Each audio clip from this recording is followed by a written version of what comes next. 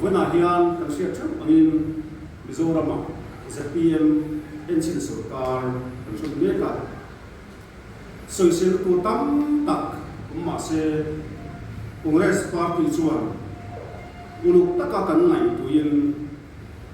ZPM enchin sarkar hi apong ataka social kan du lo ani ma se an mani nge poin if to party an di laya nasa taka an social thin tuna enchin sarkar an din nuwa an kal thar fel hel tak tak te hi Philippines ne thap ron tanan zel hi if two party kan ni la kan mo na ni kan sia Mizoram mi pu te hian thudi kan sia ta inam enchin sarkar ve kan chon me yan sia chiana he enchin sarkar hi campaign la ya in saudanangin an omi kan ti an ti ta kha an ti zele chu zong chu kan sia fia te na turin Congress party chuan thei to kan chua zel do na if to party an ni la ya ZPM party ho tu ten an soi sel na sa em chu emene sarkar du ya restricted tender te kan kha ania Mizoram mi pui mak ti khopin emene sarkar khan adu sak zong te kha restricted tender ape chu maya avu ne ke mayan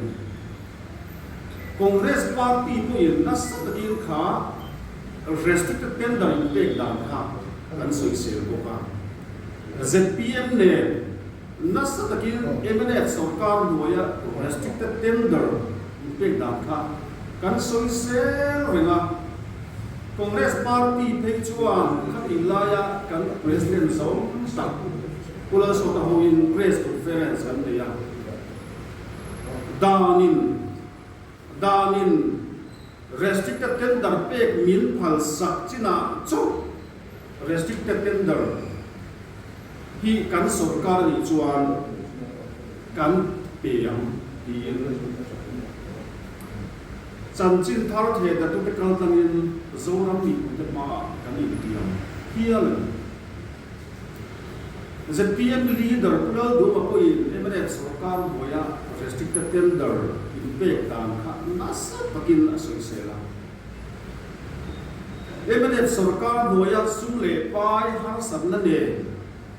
thia takin asoi zom ne ani ha video clip te po on feka asoi dan ta chua ogas di som di pali sam di som di patum van pa hola campaign kick off an nei tum khan pu roman here suin restricted tender remote po kan ti velo hian kan sum din mun chu chon nas takin asiam changhal ringota hian lai hian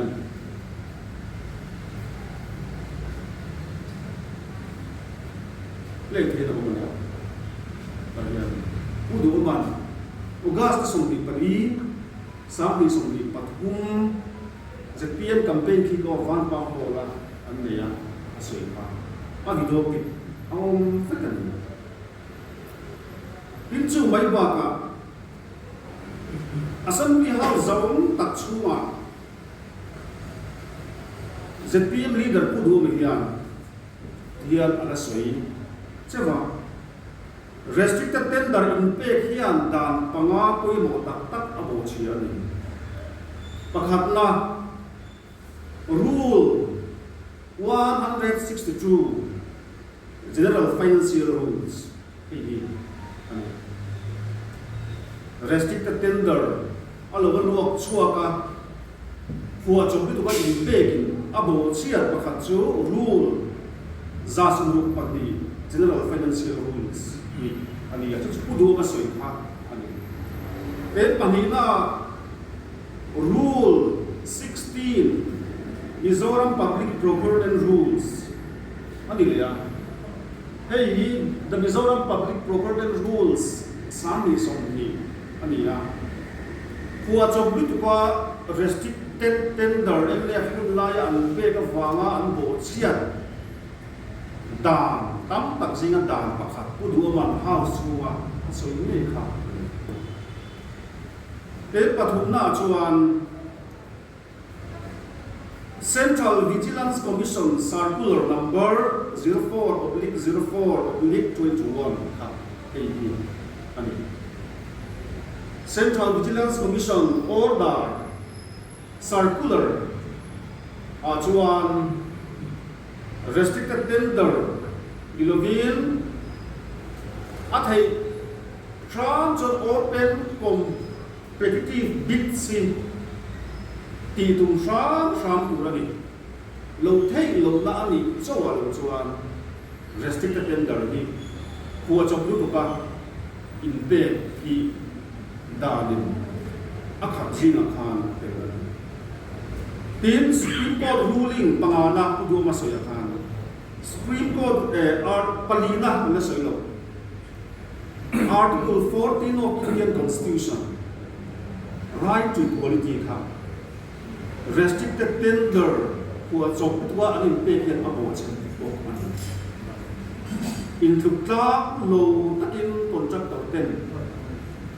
Restricted tender chart he claim take a choka Atomta. Kakam right to equality abortion at the Ilan Kuduman. Then Pangana Achuan Supreme Court ruling SPL Civil Number 10174 of 2006. Hey, Supreme Court ruling aniya specially petition dinani SPL ka. Nagar nigam niruta nagar nigam le Fahim Meat Exports Private Limited te in Kinna a Supreme Court kuchua aniya. So at chuang zinga chuan restricted tender tehi a level of chuka tilo tur ni regular practice tilo tur ni in Supreme Court ruling fell tak alo nei to ni ta chuan kudu matu soipo sampliya chia taka soi chon nge video clip te po hei phép thì cần ta làm quá cái điều không có án soi xe thì ZPM yang xin सरकार chuan tu na document kan nei the chin atanga lam dan chuan सरकार kal to te zong ai po war le na sa zokin restricted tender hi akal pui mia mai ni chu सरकार का document kanbu chuan hey ania April di so pasari samni somni pangathan saski samni somni pali chu samni somni panga chunga saski noi na sang che vai bel che zaruk somni pakua le noi so pasari manchu restricted tender mga andu sakzong te anpe theina tu ren implementing agency kami department ho te kha blanket approval an pe ni chu andu sakzong te restricted tender mga anvu te tu ren blanket approval an pe ni chu tin he thil hi em tu party an ni laya an thu soi ne na in kal chiam le kha ni ya hay ati ai chan na lo ma do ko ben ta ko han don de ton so he ta chawa lan da hian ZPM en chin sarkar pian atanga April ki som ni pakwa sang ni panga Niria Kaso Pani Sam Ni Som Ni Pathum Matanga April Ni Som Ni Pakwa Sam Ni Som Ni Panga Hemi in car Chua Ringot Tian restricted tender Mangin Naliang Tak Tak Somli Pasari Cheng Vai Ben Se Zatum Som Paru Le Nuai Som Thum Pariat Chuang Nuai Som Thum Pariat Sim Thum Sanga Zariat Som Ni Pakhat Chumi contract na chu restricted tender Mangin campaign laya Andem an soi sel ha palzupin chemical chiathan restricted tender kuarutin anjali dinami chu bum sam ni som ni pathum epele in thampuya ZPM manifesto sustainable development and reform policy em cho khô bài căn pin tar chiang lo de le ka kan tha in bil le ka an ni ko aso ko pi cho em takani sustainable development and reform policy chapter 4 ani a te hi August sam ni som ni pahia an publish kan ti cho an release kan chapter 4 a chuan Chapter 4B chuan contract na te atam theyang ber open tender ko khinan niya anti kunal hian contract na te atam theyang ber hi open tenderin an ko le ko lo chu a chiang tu chu contractor ko len an chiang ngam mai an chiang tu an mang angai chu chapter 4C a hian an ziak le la hian lo thei lo a restricted tender a thonga ya mani poin dik taka dan zon thapati ania an ziak ani lo thei lo a restricted tender a thonga ya mani poin dik taka dan zon thapati ania an ti bo ani an party manifesto nge po palsuta ZPM chin sarkar in restricted tender kalpui dan hian ingang sarkar nge an ni ti chiama sarkar bel chian dol an ni lo ziale sarkar rin tla an ni lo ziale mani thu soya ding net sarkar an ni lo zia ati lam chian te in than campaign la ya an thu soi thin te an soi oi ok thiam ma tong ka ma thiam ma mi pui nam ring an chu vai mi pui en chinata ZPM an thang thinga ku nei na an chan nu hian an tu thot chuang campaign lai an tu soi dan le